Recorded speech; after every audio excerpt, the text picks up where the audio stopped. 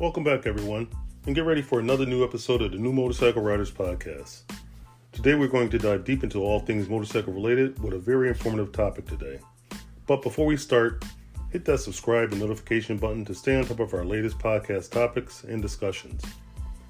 We upload new podcasts weekly, and it doesn't cost you anything to join in. Plus, it really helps us to reach out to help more motorcyclists. Also, if you have a motorcycle-related topic you would like to hear discussed on our podcast, please send me a message at andrew@newmotorcycleriders.com and let's make that happen. Again, thank you for joining us on our podcast, and please leave a comment below. Today, let's talk about motorcycle customization. It's no surprise that everyone doesn't want to leave their motorcycle showroom stock. The reasons may vary, but some people want their motorcycle to be unique to them, while others want their motorcycle to be more functional for the type of riding they are doing. That's why I'm going to break this down into two topics: aesthetics versus function, and how it can affect you when you ride. As with anything, it is your motorcycle, but it also has to be in compliance with local law and federal laws when you're operating it on a public road. Now, there is nothing wrong with changing the color of your motorcycle, let's say from blue to red. But if you decide to add flashing lights and undercarriage lighting, you may want to check your local laws. Now, we have probably all seen a motorcycle that isn't complying to the law. But it's all fun and games until they get caught.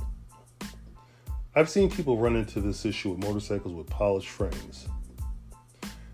Unless you're polishing around the VIN tags, removing the factory VIN tags could cause an issue when going to register that motorcycle.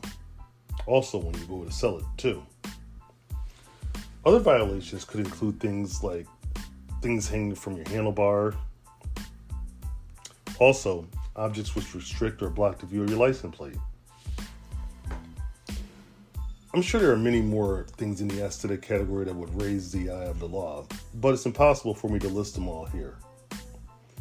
It seems like every time I go out, I see a motorcycle with something in the aesthetic department that I have never seen before in a motorcycle. It just makes me question if it's legal or not.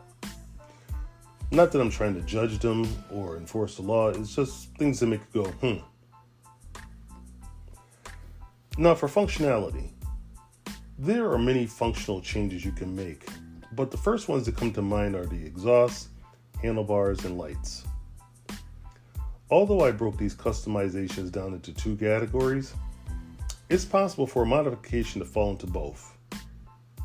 Either way, they still must conform to your local laws, or you run the risk of being stopped by a police officer. Another question that came up was about light modulators. Again, you need to check your local laws.